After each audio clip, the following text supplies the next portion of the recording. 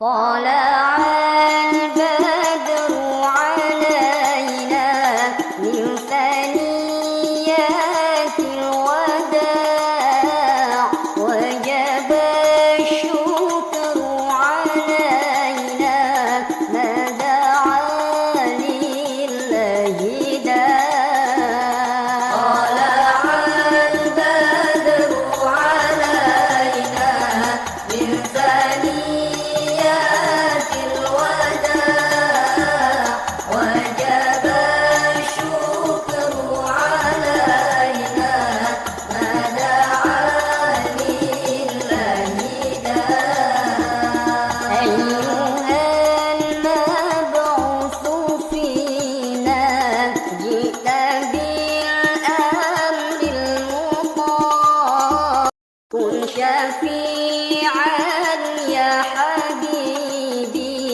يوم حشر واجتماع طلع البدر علينا من ثنيات الوداع وجب الشكر علينا ما دعا لله داع طلع البدر علينا من ثنيات الوداع وجب الشكر علينا ما دعا لله داع أيها المبعوث فينا جئت بالأمر المطاع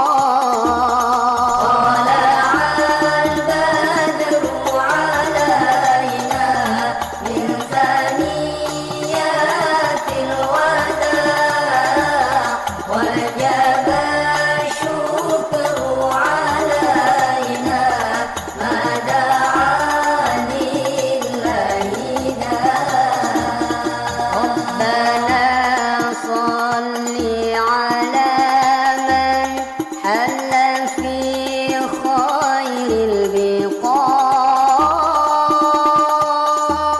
واصبر الستر علينا يا مجيبا كل داع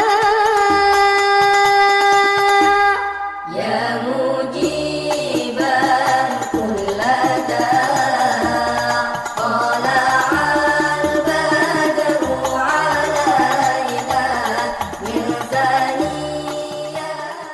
Hadirin sekalian, pada pagi hari ini Bapak Ibu semua hadir dalam sebuah kajian istimewa dialog kebangsaan untuk menyongsong bulan suci Ramadan. Merawah uhwah kebangsaan, menjaga persatuan Indonesia.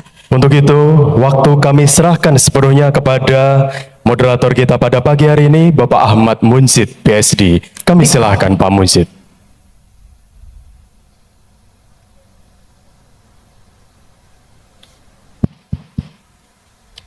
Bismillahirrahmanirrahim. Kami minta dengan hormat Gus Baha untuk memulai. Nanti setelah itu akan dilanjutkan oleh Pak Quraish Shihab. Monggo silahkan Gus Baha. Minta tisu Pak Quraish, biasanya butuh tisu, belum ada tisu, hilang Pak itu.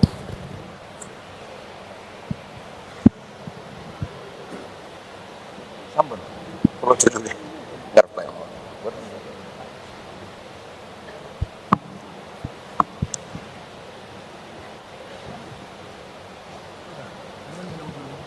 Berprovokasi.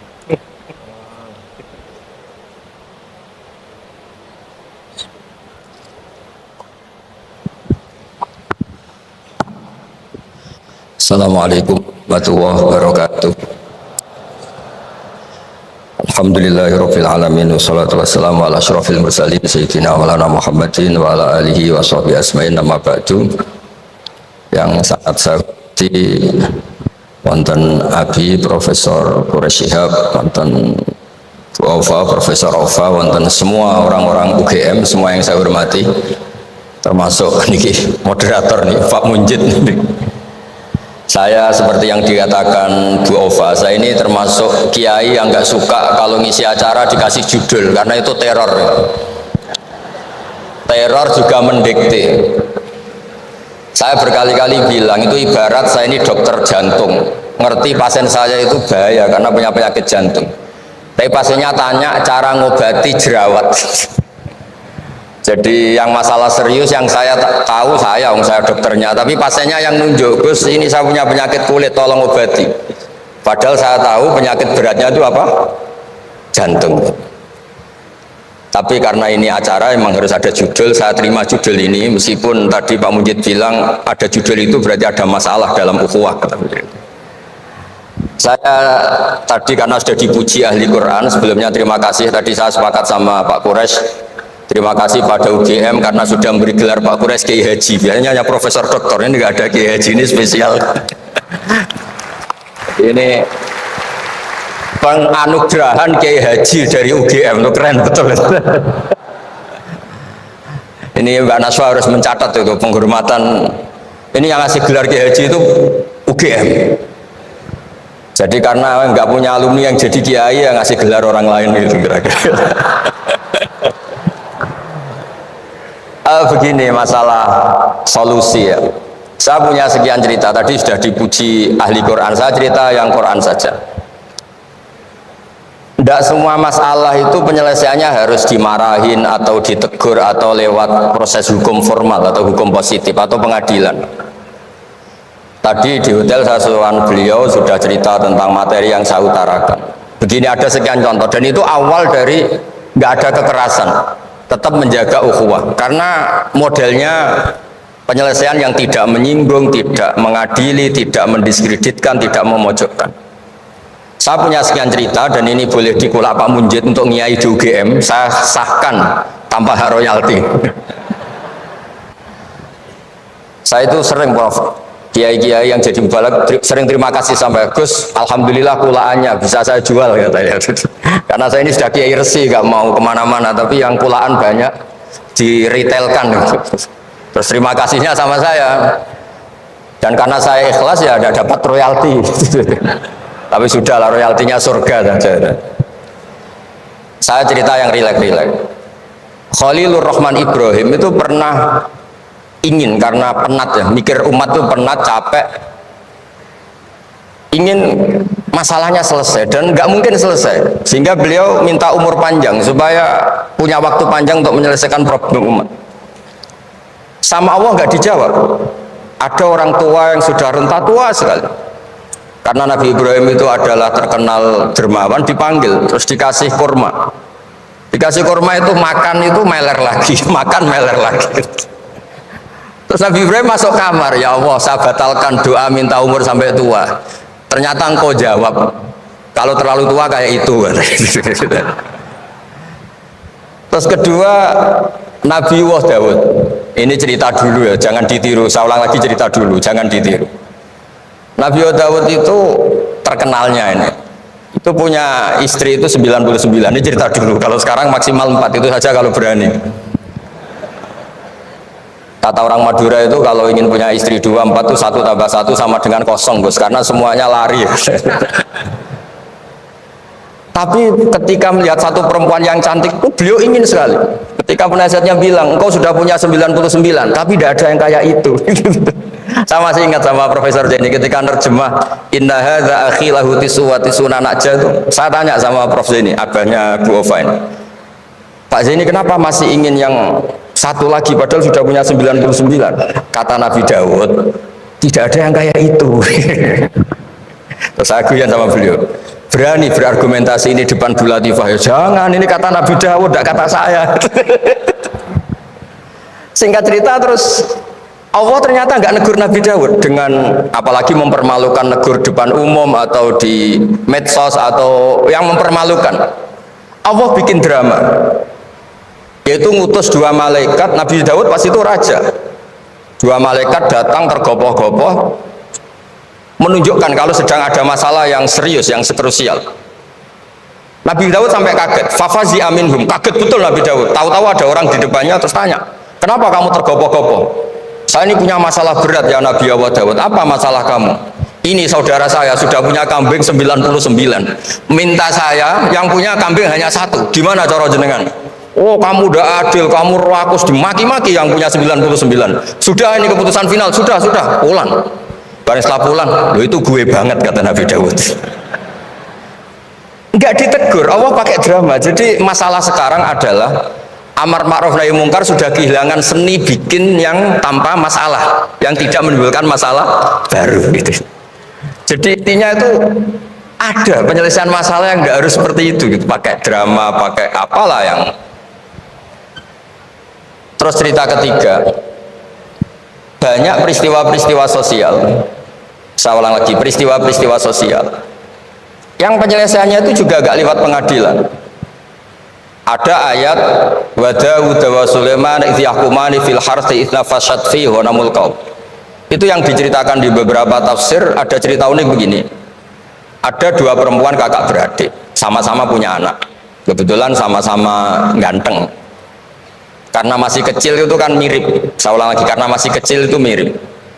Karena sama-sama Arab, ada Arab sama Kebumen. Kalau sama Kebumen kan hidungnya beda, sama-sama Arab, bukan sama-sama Arab, sama-sama ganteng. Singkat cerita, yang satu ini dimakan serigala, anaknya yang satu dimakan serigala. Kemudian semuanya mengklaim yang dimakan tuh anak kamu, bukan anak saya, sehingga anak satu ini milik saya. Yang satu bilang, ini anak saya yang selamat, yang anak kamu dimakan serigala.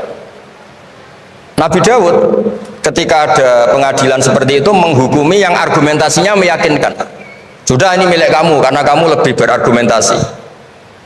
Setelah keluar, kata Nabi Sulaiman, pas itu masih kecil, kalau hakimnya saya, keputusannya tidak seperti itu.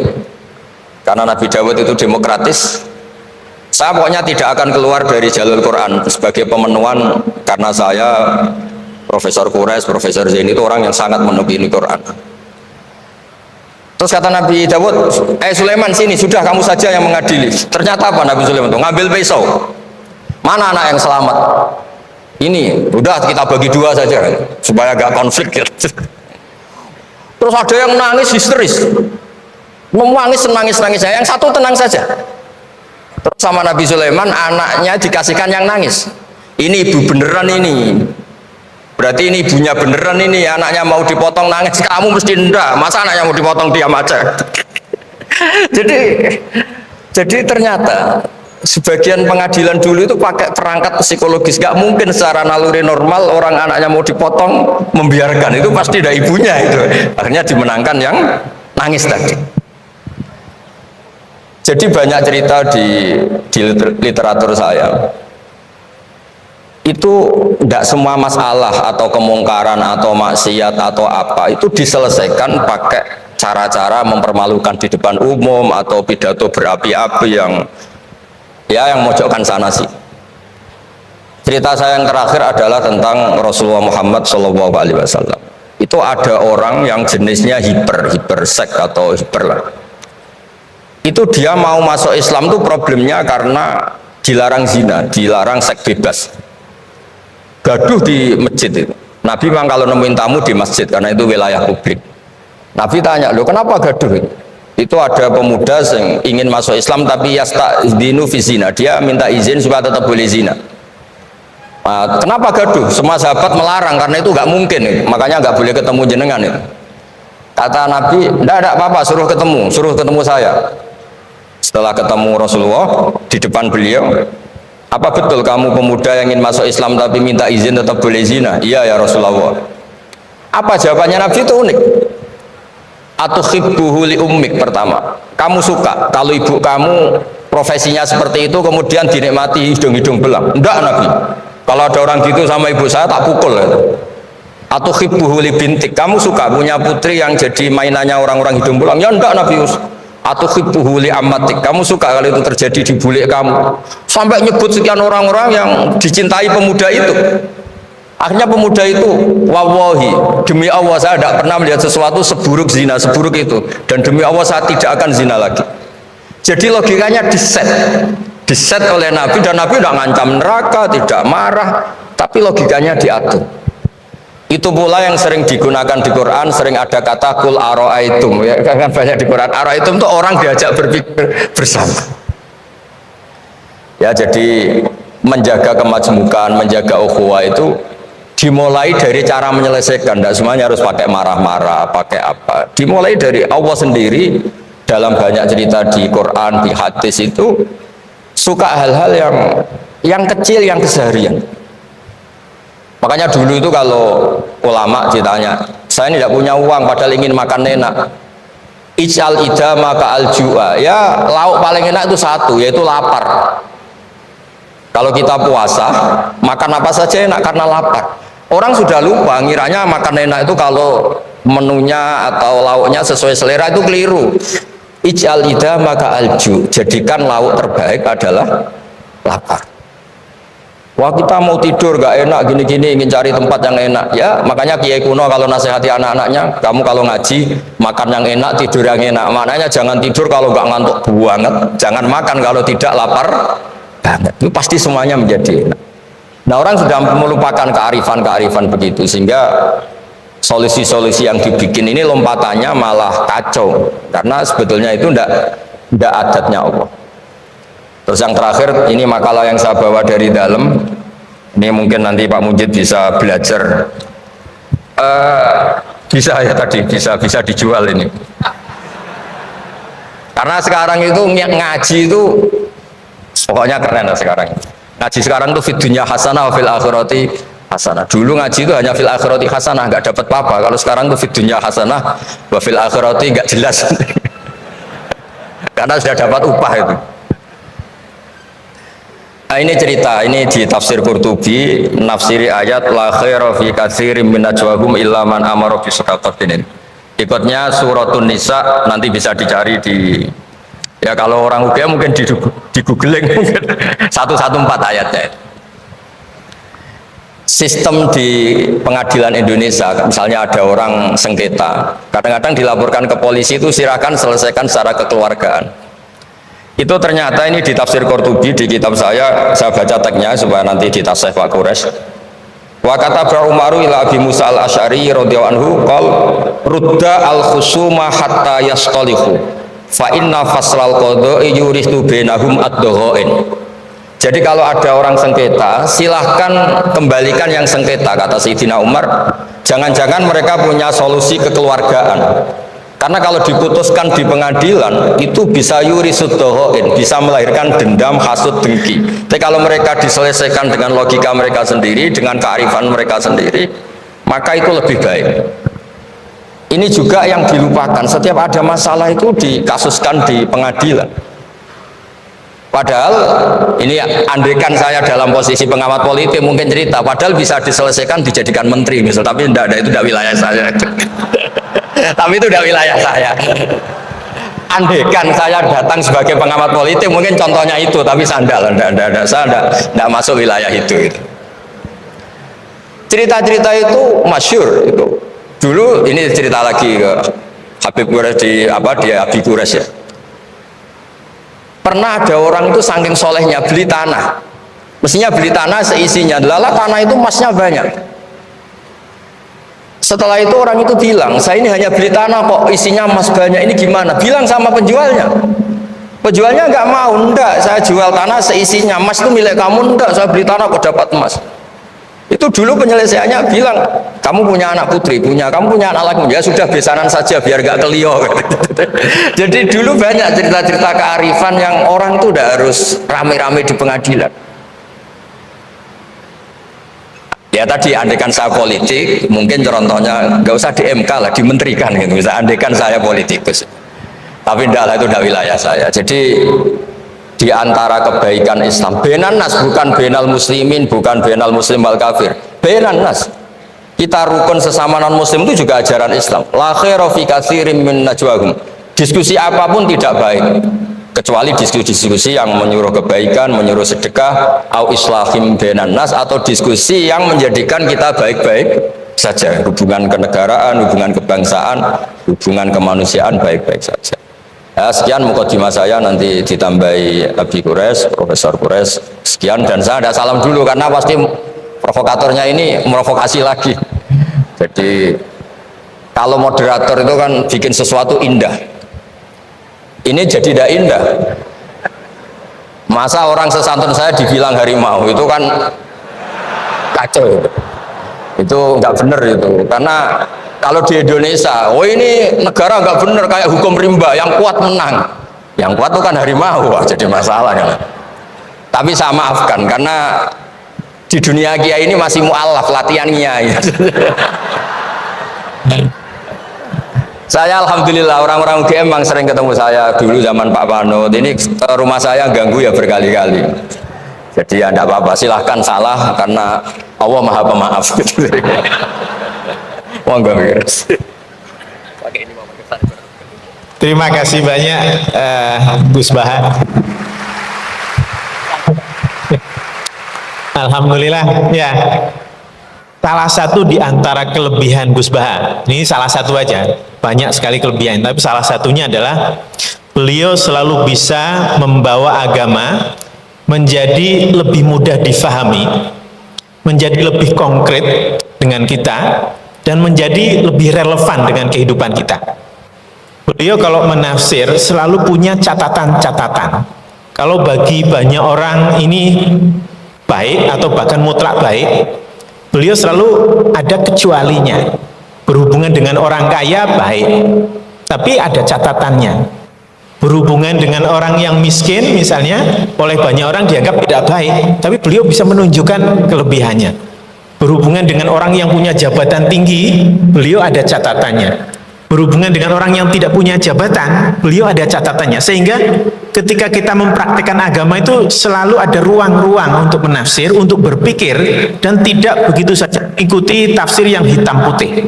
Ini salah satu di antara kelebihan Gus Baha dalam semua apa yang beliau sampaikan. Nah, nanti silahkan Bapak Ibu, teman-teman sekalian mempersiapkan pertanyaan yang terbaik. Sebelum itu kita akan minta kepada Profesor Quraish Shihab untuk juga menyampaikan paparannya. Dan sebagai informasi Pak Quraish, ini yang hadir pada hari ini bukan cuma mahasiswa yang muslim saja. Jadi beberapa mahasiswa yang non muslim pun ikut hadir, ikut mendengarkan Pak Quraish dan Gus Baha. Ini kesempatan yang sangat istimewa. Silahkan Prof. Quraish Shihab untuk menyampaikan. Subscribe to my channel.